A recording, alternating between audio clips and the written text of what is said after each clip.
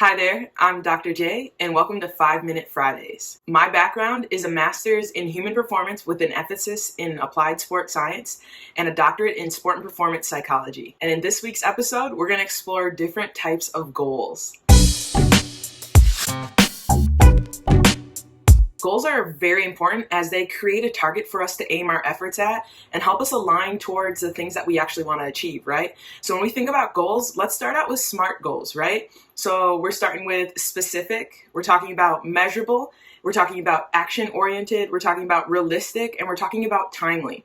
So let's look more at the types of goals that we can set now that we've looked at how a goal is structured together, right? So we're going to start out with outcome goals. And outcome goals typically look like wins and losses, right? So an outcome goal that you could have would be to win a game or to win a competition, win a championship, win an All-American award, win a specific award, win MVP, Hustle award, any of those things, right?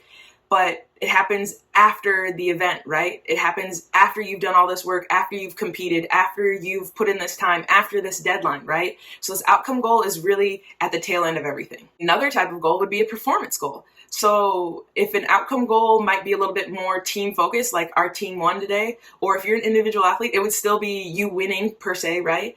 But a performance goal might be a little bit more specific and a little bit more individualized, right? Like if I'm trying to get a double-double in basketball, it's part of the game, and so it's going to happen during the game, and I have to do very specific things within the time frame of playing so that I can achieve that, right? And by game, by week, by month, all those stats will add up, right? So if we look at our stats or our performance within specific series, this could be at practice, this could be within games, this could be at tournaments, right? We're building kind of a stat sheet, so to speak, with this performance goals, right? They're the small pieces that make up towards us creating that outcome goal. And then to bring it back even further, a process goal would be the piece that feeds into our performance goal, which feeds into the outcome goal, right? But the outcome goal is not always necessarily in our control. There are things that we can do to influence it, but that outcome goal might not always be something that is controllable. But we can work on our performance, we can work on our process, right? And so the process is where we win throughout this entire opportunity, this entire journey, right? The process goals are those little pieces like, okay, today I want to focus on training this part of my swing if I'm playing softball or baseball, right? And I'm going to work on that. And my success is based on me putting effort into this, right? I can control my effort. I might not always be able to control my opportunities, but I can always control that effort that goes into that. And that's something that we need to factor in when we're looking at our goals, right? Like, all right, let me put this effort into this so that this grows my performance opportunity, or this grows how I'm able to perform, or the chances I do have to perform. Some consideration to bring with you as you move forward and as you make these choices would be creating a timeline or creating a deadline for yourself, right? Let's put some specificity in this as far as how much time you have to start it, right? Maybe I want to start this activity by this date. All right, now your goal is in action already, and it's time to start working, or it's time to start preparing, right? After that would be our time commitment. All right, so some of the goals that you might have might increase with time commitment the more you improve or the more you grow as you work on these goals, right?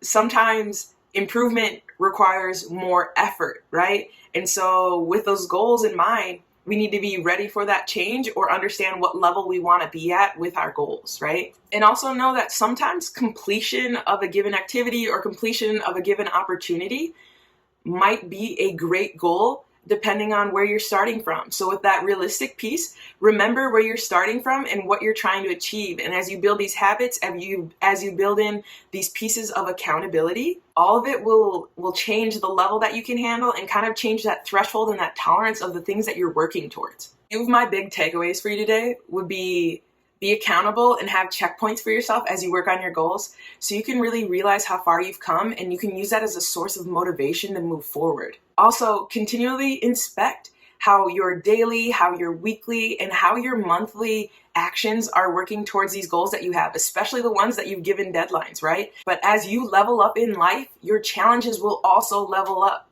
It's the gift of opportunity, it's the gift of knowledge, and it's a gift of that working and growing on yourself. And so just know that as you continue to progress, that realistic piece of your goal setting will only increase as well. And you might be surprised with how much growth you've gone under when you take on these goals with such a serious opportunity, serious motivation, and an incredible incredible grit. Thank you for joining us on this 5-Minute Friday. Join us next week as we go over the benefits of isometric exercises. And as always, be refined by the grind.